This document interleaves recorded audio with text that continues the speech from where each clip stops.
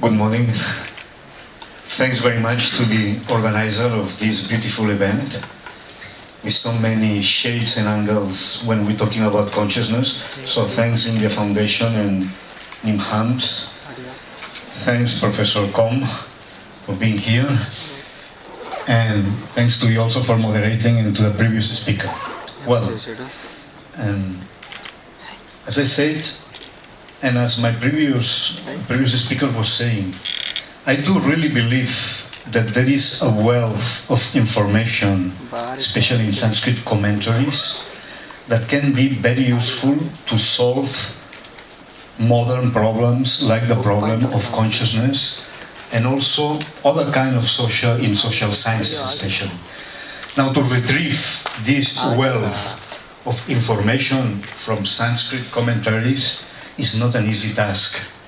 It's not an easy task because it demands a very good knowledge of Sanskrit, but to be able to dig this knowledge from the commentaries, a knowledge of Sanskrit is not sufficient because we must also have a knowledge of the modern social sciences to be able to communicate this knowledge to people who are, not in touch with the Indic tradition, but they can profit. And what I'm going to try to say in these 20 minutes, it's a brief example of how that can be done inside the theme of consciousness. Well, the presenter said very clear, emerging consciousness versus an Indic version of consciousness, and you also said it. And as she said, an Indic version of consciousness, and the consciousness that Patanjali is speaking of is never an emerging consciousness. In fact, the consciousness that Patanjali is talking of he says, is aparinami. It cannot be changed. A pratisankrama. It's a non-transferable kind of consciousness. So I mean to say by that according to Patanjali, to speak of states of consciousness will be a contradiction in terms. There are no states of consciousness. This consciousness is unique. We can also speak of states of mind, mental states, but not conscious states, because as I said, consciousness for Patanjali and for Vedanta and for many schools of the Indic tradition is aparinami, cannot be subject to any change. So this is a very important thing, at least to know in which sense I am using the word consciousness here. One feature of this seminar is that we are going to use the word consciousness in many different meanings. And sometimes these meanings, collide with each other, But let me make clear that for Patanjali, consciousness is aparinami. I would like to say another thing, which was said also yesterday by I think, Mrs. Murthy, very clearly, is one of the essential. What is searching for Patanjali? What is really the aim of Patanjali's yoga? He said it very clearly in one Sanskrit sentence: Sattva, Purusha, and Yata Khyati. That's the real. What means the distinction between Sattva, and Sattva here means mind, means especially buddhi, means intellect, and the distinction, and Yata Khyati, between Purusha, which means consciousness.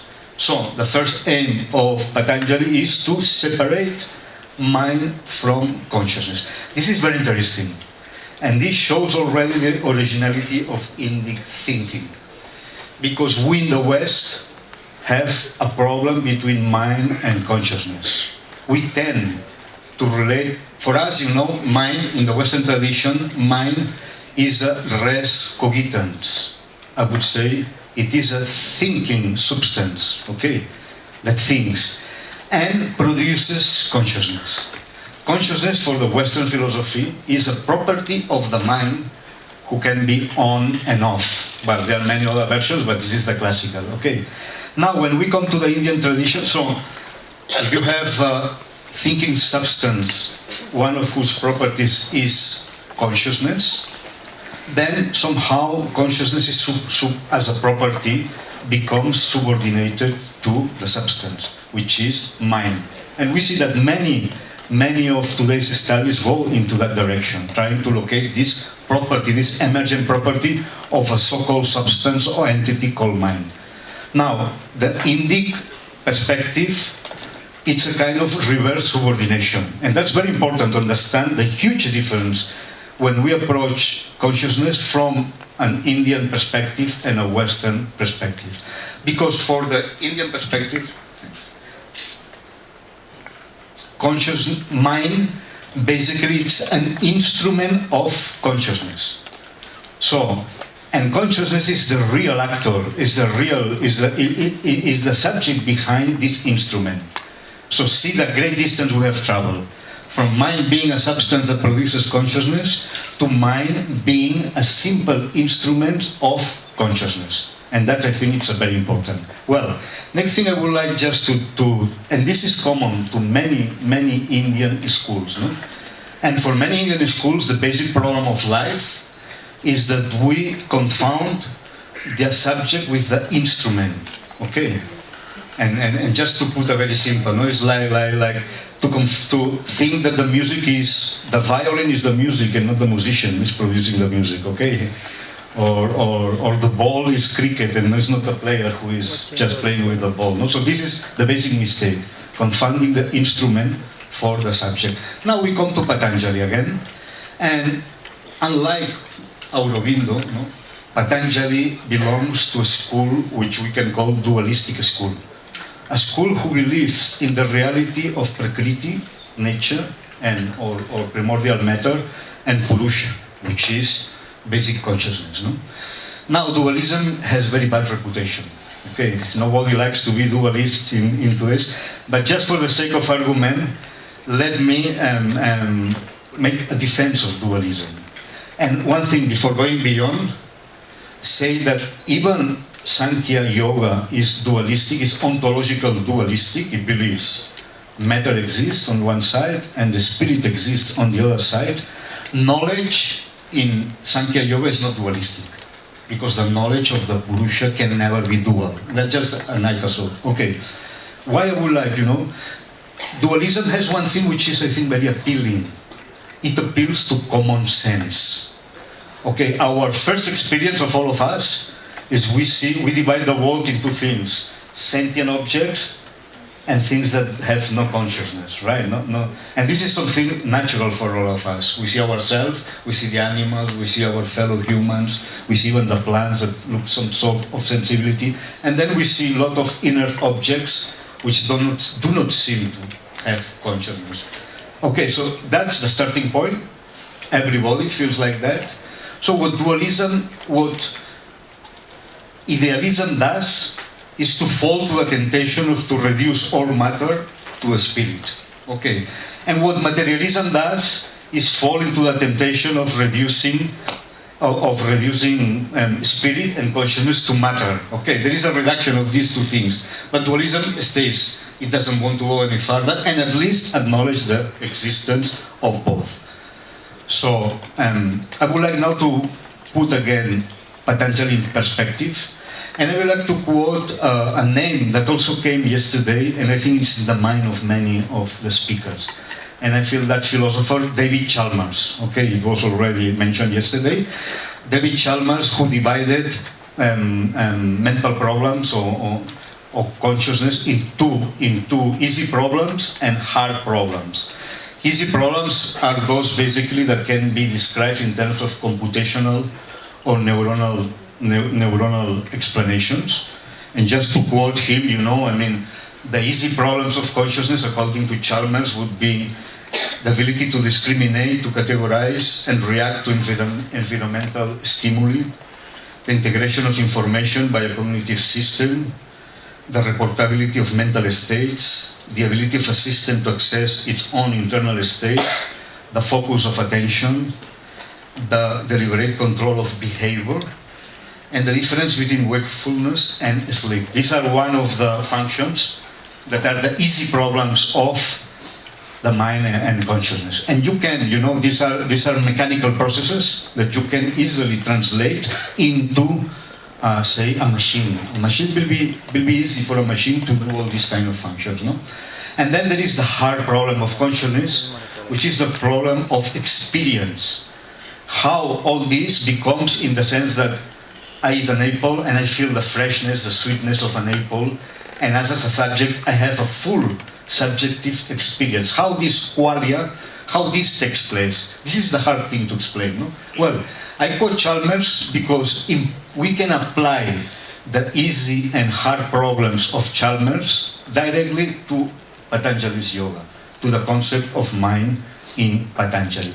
And the easy problems are very well described in Patanjali, and these are basically what the British, these are all mental processes. And well, there are 5 mental processes, so the easy problems belong to the mind, are a quality of the mind, how the mind acts. The hard problems, it's what the Purusha does. And the Purusha, which is consciousness, let me say again, consciousness does not perform any function at all. It's free from its functionalness. British mental processes are functionally definable, but consciousness is not functionally definable at all. So this is a very interesting point, and we will see, I mean, the similitude with Chalmers and here, because Chalmers wrote this book, The Conscious Mind. And for Patanjali, and that's what I am very interested to say, is that mind is unconscious. There is no such a thing as a conscious mind. And this is a very important thing. That's why consciousness and mind has to be separated. In fact, mind, it's matter, it's a form of matter, is the subtles, especially in its form as intellect, as buddhi, as mahat, you say, or as sattva. Patanjali used the expression sattva for that. This is preferred expression. So mind, it's completely material. And that again, it's a very modern feature of Patanjali. Because Patanjali proposes a material mind without falling into physicalism, which is a very interesting point. No? Mind, it's just a material entity, is the subtlest part of matter. We could say it's translucent matter. It's a kind of matter that is able to absorb the light of Purusha, the light of consciousness. And it's such a special kind of matter which gets color, gets, impregnated by both Purusha and Prakriti. And this is the only object in the whole creation that it is able to perceive both the object and the subject. There is a beautiful sutra by Patanjali who says that, no? Drashti drisyo uparaktam chittam sarvartam. Chittam is sarvartam because it's part of matter, and it's also able to reflect the light of consciousness. Now, one very interesting thing, I have still a few minutes. Oh, that's so good. That's best. Another very interesting thing, and I would like to say, now the key point to all this, and we will be concluding, is how a conscious which is a parinami, who is apratisankrama, it's able to perceive the world of diversity. Okay, that's a very important thing. And Patanjali deals with that with a lot of detail, which I think, we cannot explain here in 10 minutes, but its proper use can be very meaningful for contemporary studies of consciousness. No? And the solution to this is the 2 kinds of knowledge that Patanjali proposes. One is mental knowledge, in Sanskrit is buddhi bodha, and the other is the knowledge of the Purusha or Purusha bodha. They are both different. Now, mental knowledge, it's called in Patanjali Vedana or Samvedana, and the knowledge of the Purusha, it's Pratisamvedana. That's the technical term. Okay. Now, the mind, when the mind knows something, the mind actually, according to classical Indian psychology, and being mind a form of matter, the mind literally gets out of the mind through the senses with that subtle matter which is called in Vedanta Taijasa, and it's matter but it's subtle, and then it takes the form of the object. Say we see a bottle, my mind takes the form of the bottle, takes this form and brings inside the mind and creates, an image, a mental image of this bottle. Okay, so for that to be possible, buddhi and the mind has to transform itself, and that's why if I say that Purusha is aparinami, Chitta is Kshipra parinami. It means it keeps constantly changing. It's in a constant state of change. Now, the mind then has to change according to its perception, creates an inner image in the screen of buddhi, because buddhi is able to reflect these external images, and we have them inside the mind. And what Purusha does, it's called is Darshita Vishaya. That's it. It's an entity which does not change because it does not see the objects outside, but see the representation of the external world in the screen of the buddhi. And by doing that, the Purusha needs not to change its form. Just to put a very simple metaphor, which is used in Sankhya Karika, we have that. Purusha is like a spectator of a theater play.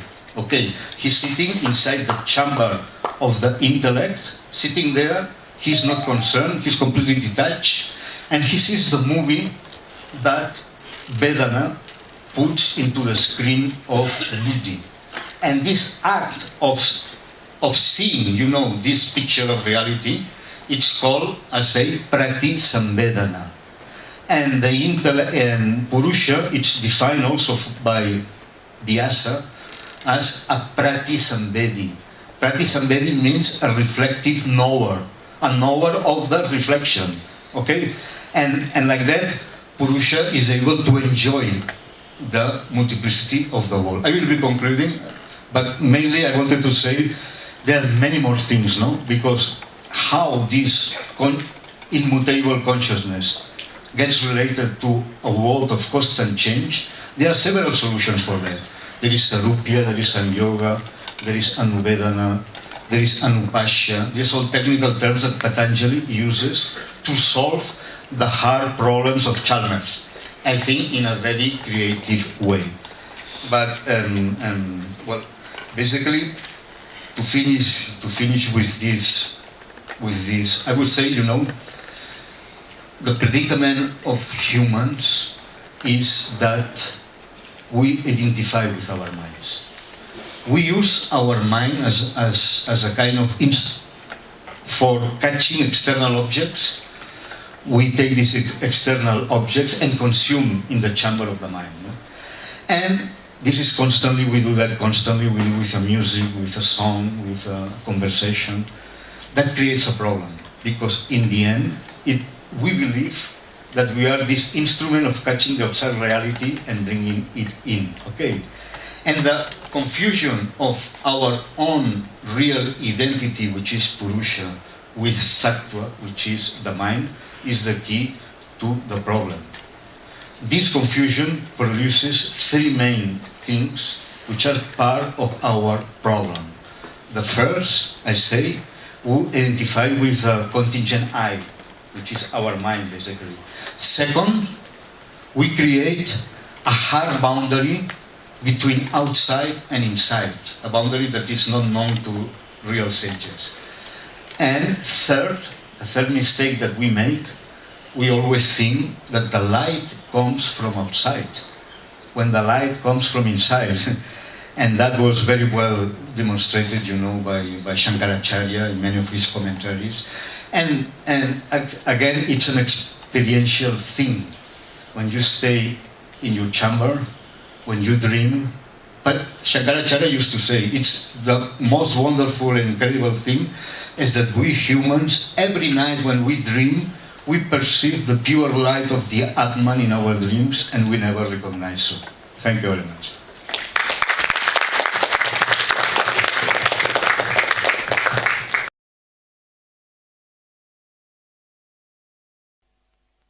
Let me begin by saying a big thank you to the organizers, Nimhans and the India Foundation, for setting up this wonderful meeting, this wonderful congress, exploring the full range of topics from neurophenomenology and neurocognition, that was yesterday mainly, up to challenging speculative approaches, philosophical approaches, spiritual approaches, and I hope I can contribute a little bit to both. But I don't want to do that without giving you some initial remarks. My talk is not based on Indian traditions. My talk is based on a particular Western tradition, which I think has a lot of parallels with some of the work that has been done in India over the centuries. But there is a caveat, because the terminology that is used in Western approaches is very different from that is used in Eastern approaches. The words are sometimes the same, but they mean totally different things. So when you talk about pure consciousness, then you mean something in Indian traditions, you mean something very fundamental. When people, scientists, philosophers in the West use the notion of consciousness, they mean something like the tip of the iceberg, below which much other mental stuff is going on, like the unconscious, the collective unconscious maybe, and other things. So you have to be careful when it comes to the terminology, and I hope I can go into that when it comes up. So my talk has essentially two parts. One of them is outlining the conceptual framework of decompositional dual aspect monism. And the second one is an attempt to relate this conceptual framework to something that can be part of empirical research. So it spans the full range from a conceptual framework over theoretical predictions to attempts to support or disapprove the approach by empirical research. So let's start. Dual aspect monism is essentially a reaction to Descartes' model of an interactive dualism between the mental and the physical. So Descartes conceived the mental and the physical as the two substances of which reality consists, and then these substances somehow have to interact. I mean, he didn't really have a convincing answer to the question how they interact, but that was the basis of the model. And dual aspect monism is a reaction to this model, which avoids both physicalist and idealist leanings. So the dual aspect monism does not say that one of the two, the mental or the physical, dominates over the other one. They are sort of on equal footing, and the philosophical pioneers in the Western history, in the Western tradition, are Spinoza, first of all, with his Ethics in 1677, and also Schelling, a German philosopher, in his, mainly, you find very interesting information about that in his Freedom Essay of 1809. So one version of dual aspect monism has been termed neutral monism, and the pioneers here are Ernst Mach, at the turn of the 20th century actually, Ernst Mach, William James, and Bertrand Russell, all well-known scientists and philosophers in Europe and in America. William James in America, Bertrand Russell in the UK, in England, Ernst Mach in Austria. Now, also in the 20th century, there have been three different lineages of quantum-inspired versions of dual aspect monism, and these lineages are, number one, Wolfgang Pauli and Carl Jung, a physicist and a psychologist. Number two, Arthur Eddington and John Wheeler, two physicists in England and the United States. And number three, David Bohm and Basil Hiley. David Bohm being American and English, and Basil Hiley, an Englishman still living. Basil is the only one who's still living with us. So the survey that I can give you today is super surface. So whenever you want to see more details, I recommend a book that I wrote with Dean Rickles, a philosopher in Sydney, Australia, which just came out a few months ago and has all the details. It's very comprehensive and you can find everything in it. I have some flyers of the book here, so if you're interested, just come to the front and take a flyer. There are two versions of dual aspect thinking, as I just mentioned. One of them is the neutral monism version, and it's compositional. So there are psychophysically neutral elements, neither mental nor physical, and depending on how you compose them, you get either mental or physical properties. Right? So it's compositional. The psychophysically neutral elements, the base elements of the model, are neither mental nor physical, and you have to compose them to get either mental or physical properties. And that's the direction of Mach, James Russell. Chalmers also has a model of this in his 1996 book, which is called Naturalistic Dualism, but it's also neo-Russellian, so it's a compositional model. The quantum-inspired models that I mentioned to you are just the opposite. They are not compositional, they are decompositional. And in decompositional versions, you don't have psychophysically neutral elements, you have a psychophysically neutral whole. And if you have a whole, you cannot compose it because it's already everything. You can only decompose it, right? So the decomposition of a psychophysically neutral whole leads to partitions, one of which is that of the mental and the physical. And this is inspired by the idea of quantum holism.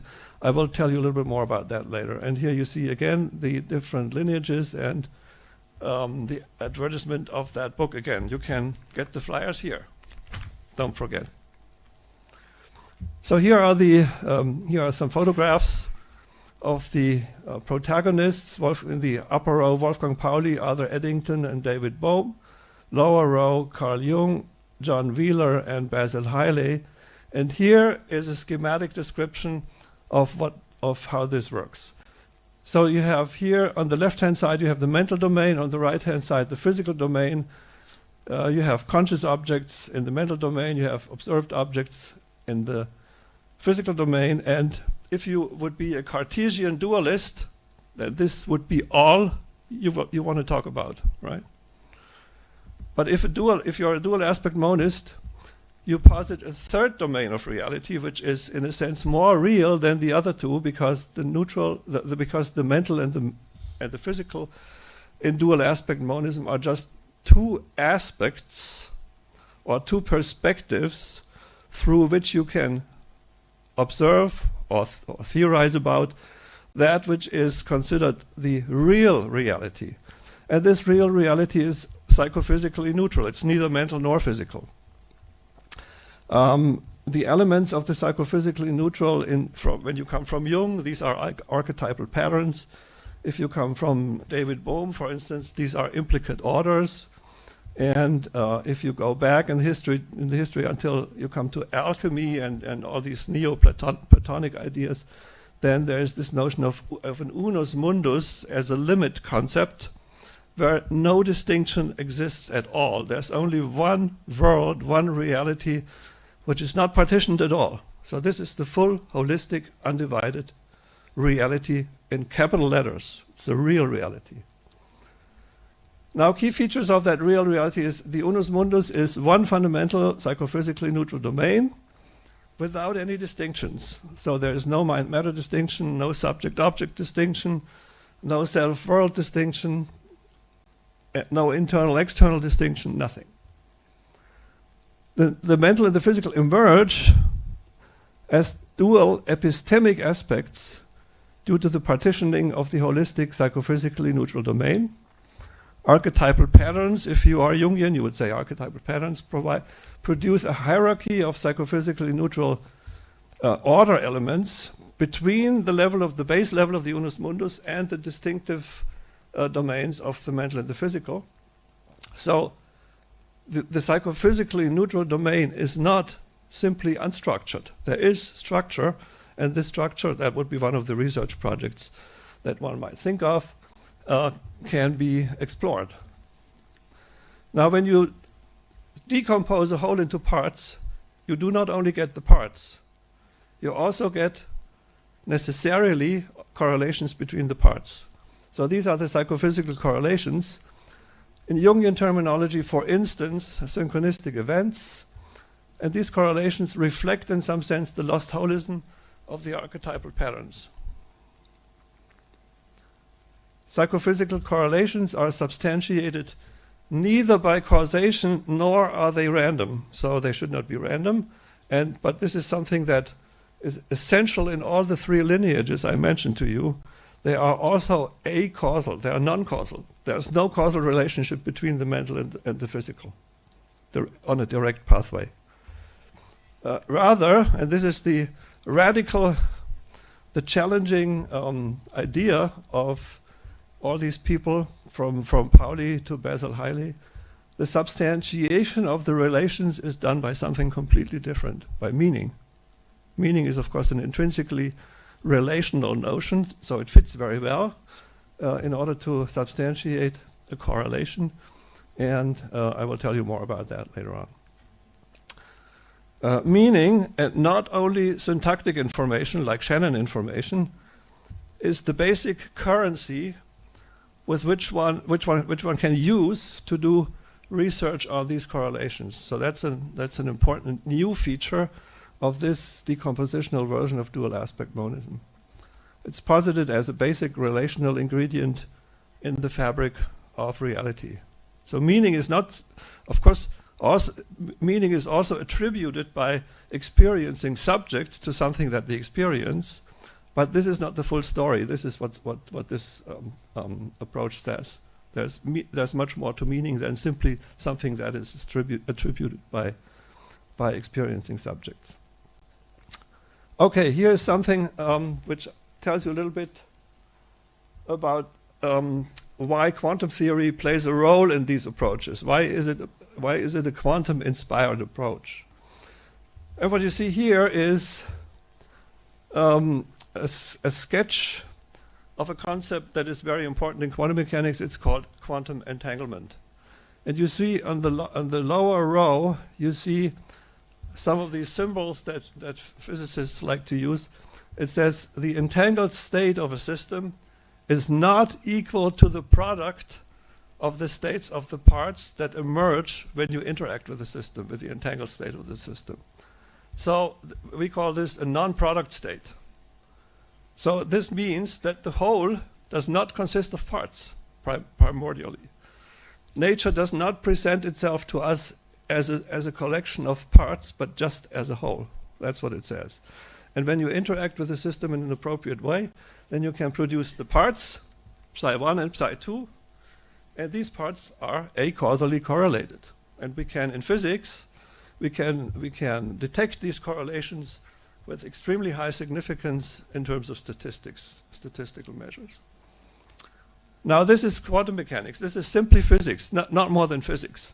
Now this is the analogy taking the quantum entanglement picture into a much bigger picture, which includes not only the physics, but also the mental and the psychophysically neutral. Now we have psi1, the mental, psi2, the physical, and the entangled state would be the psychophysically neutral. Psychophysically neutral would be the state of nature as a whole that does not consist of the mental and the physical. And by appropriate interactions with the psychophysically neutral, you can decompose it into the mental and the physical, and again, you get acausal correlations. But these correlations cannot be simply detected by statistics. Statistics would be purely quantitative, and since we are now talking about something that happens between the physical and the mental, we also need to involve some qualitative aspects. Qualitative aspects in addition to the purely quantitative statistics. So we need a new concept. And that was the really radical breakthrough that Jung, Wheeler, and all the others came up with. This could be meaning. Okay. Now, I want to talk about in the last, how many minutes? 6 or some minutes, about two types of psychophysical correlations and how they can be, and how they manifest themselves empirically. So the model that we have developed from the Pauli Jung and the other approaches has two types of psychophysical correlations. One of them is persistent, structural, and the other one is occasional and induced. The structural correlations are robustly reproducible. The induced correlations are evasive and not easily reproducible, sometimes totally not reproducible. For example, the structural correlations, if I put you under stress, then your blood pressure goes up. That's a correlation between something that goes on in your body, between your body and your mental state. The stress is the mental part, the blood pressure is the bodily part. Or in the talk of Georg Nordhoff yesterday, if you are in a depressive mood, then the power in your EEG goes down. This is the same story. And these are structural correlations because they are exactly reproducible under under the conditions of typical standard experiments. Now, structural psychophysical correlations provide a baseline from which induced psychophysical correlations deviate. And you can deviate in two different ways. You can have excess correlations, experiences of coincidence, and you can have deficit correlations, experiences of dissociation. Both are experienced as meaningful, as I said before, and here is a fourfold taxonomy of psychophysical correlations which deviate from the baseline. So you can have internal phenomena, deviations in the self model of a subject. You can have external phenomena, deviations in the world model. And you can have, on the vertical line, you can have coincidence phenomena where ordinarily disconnected elements of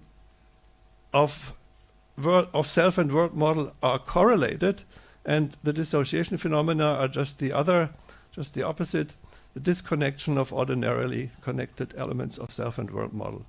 Examples for coincidence phenomena are typically Jungian synchronicities, precognitive dreams, and all these kind of phenomena. Dissociation phenomena are out-of-body, for instance, phenomena, sleep paralysis, automatic writing, and others. I just need 2 more minutes, if that's possible. So this taxonomy can be tested by empirical material. And the most part of the empirical material has been collected by the Freiburg Institute for Frontier Areas of Psychology. But there is also more recent studies by Tanya Luhrmann in Stanford and Ann Taves at Santa Barbara. And these all come to the same conclusion, namely that the analyses support the taxonomy suggested by the dual aspect model, right? So we have these 4 different kinds of exceptional experiences, and they just fall into the 4 classes that the dual aspect model predicts. And I'll show you a little bit more here. That's the second to last view graph I show you here. This is a schematic representation of all of the rich empirical material that we have collected so far. These are 6 different samples represented in the coordinates that I showed you before. Coincidence experiences, dissociation experiences, internal phenomena and external phenomena. And you see the contour plots show you the frequencies with which these experiences happen in the individuals belonging to the subsamples. What you see here is that the highest frequencies are in the subsample of people who reported near-death experiences previously and people who are experienced meditators. The lowest frequencies pertain to samples of ordinary population, more or less. And that's what we would expect, of course, right? Summarizing, dual aspect monism has mind and matter as 2 epistemic aspects of one underlying undivided psychophysically neutral reality. It's the only metaphysical framework or ontological framework offering a natural, elegant, and parsimonious explanation for psychophysical correlations. No other philosophical framework offers this. The spectrum of psychophysical correlations from stable baseline correlations to less stable ones, which are excess and deficit correlations above and below the baseline. This can be empirically studied by the study of exceptional experiences.